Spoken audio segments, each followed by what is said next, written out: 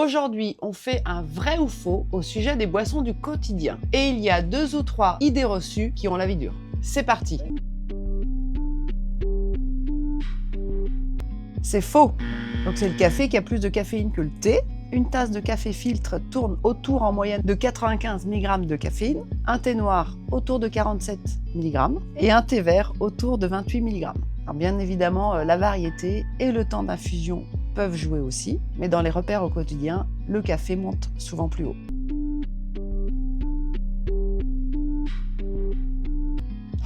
Faux!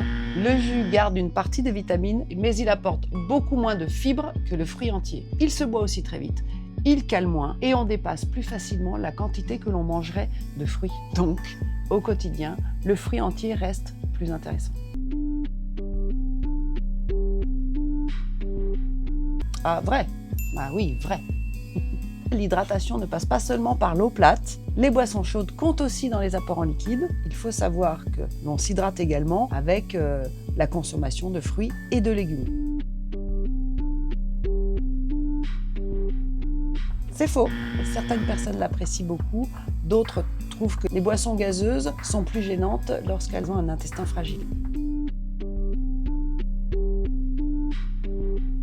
Oui, vrai. Et c'est justement pour cela qu'il gagne à être bien placé dans la journée. Le maté apporte de la caféine, parfois en quantités qui peuvent s'approcher d'un café selon le mode de préparation. Il peut très bien convenir en début de journée et ou en début d'après-midi pour les personnes qui le tolèrent bien.